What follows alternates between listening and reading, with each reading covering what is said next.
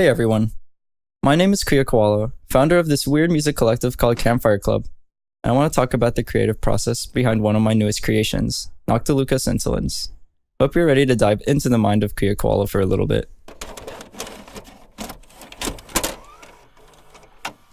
Noctiluca scintillans is a scientific name for a species called the sea sparkle.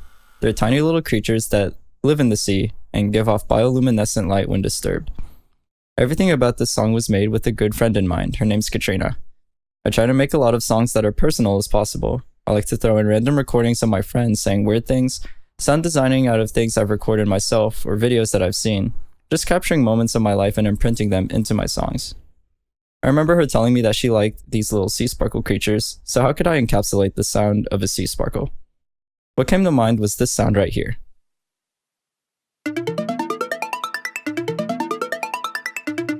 I wanted to drive the song with something that sounded bright and quick, and I thought this did the trick.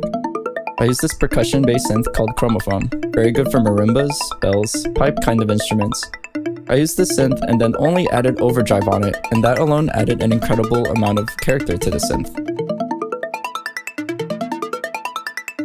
I really love ARPs for being the main focus of the song. For this song I took inspiration from specifically Murasa's Shibuya,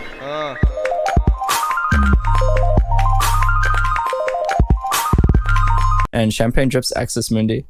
I guess I could have had the opportunity to make my song crazier with the rate at how fast their synth moves, but I felt like this speed was perfect for the way the whole song was moving.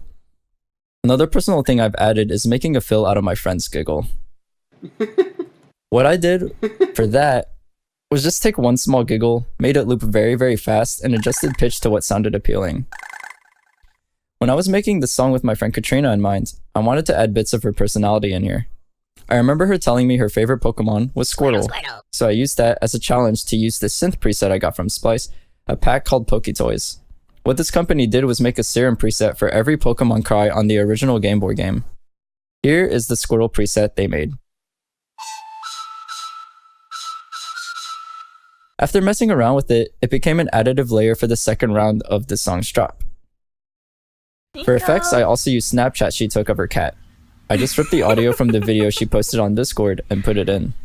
If it wasn't this video, I usually put in recordings from when I hang out with my friends. Just sit down, press the record button on my phone, and no matter what you get, I see it as sound design material. Whether it just be straight into the DAW or manipulated to make some kind of ambience or noise with your track. And that's so important to me. I'm not the best at synth design, but when I at least use my recordings, I have so much pride knowing that I captured a moment of time and put it into my song. I have another song, which will also have it in the making video soon, and it talks about how I recorded audio with my friends arguing about gift cards. It's intense. For percussion, I'm actually surprised I used a simple drum rack. I usually make one instance of a plugin called Polyplex in every song. I love that for my signature sound because what I use it for is to throw a bunch of random percussion samples, and then you can randomize the layerization of these samples and map 8 different easy randomized sounds to my keyboard that I can fine-tune to my liking. It even has a global decay knob to make the whole percussion kit sound quick and snappy.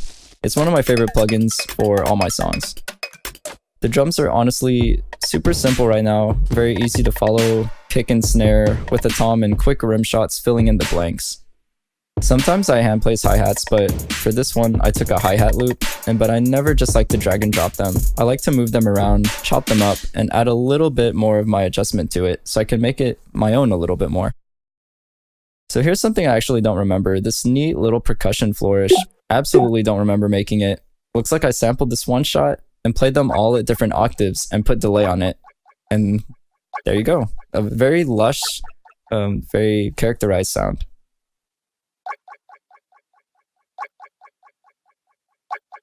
Another synth design thing I did is these bells for the middle break of the song.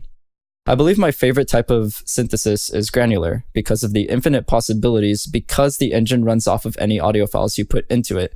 And I just think it's easy to make something incredibly unique with that. My favorite synthesizer hands down is Form by Native Instruments. I know I mentioned Formed and Polyplex. I believe if you buy Complete 10, 11, I don't know which one they're at now, 12,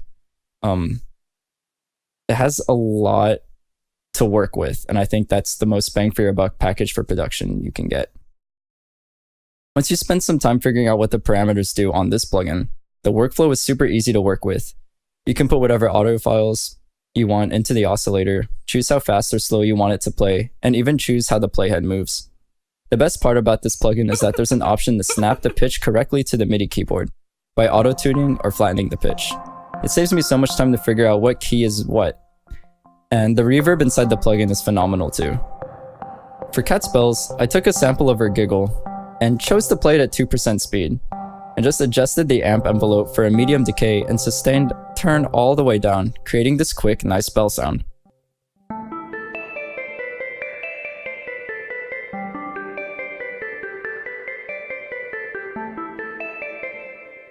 At this point, I'm running out of production things to talk about, but one other plugin I would like to give a shout out to that I use a lot is the Waves Doubler. This plugin is very solid for making sounds wider. It duplicates the original sound and creates two new voices for left and right. You can adjust their volume, their detune.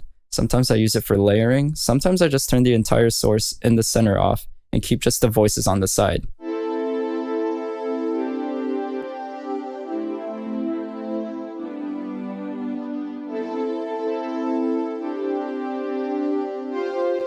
Gives it a subtle modulation that adds a lot of character. I really think that's all the unique stuff that I have in this song. Thank you guys so much for watching. This song is still getting the polishing treatment, and then it should be coming on my EP, coming within the next couple months. Super excited to release my very first EP. Thanks again. Bye.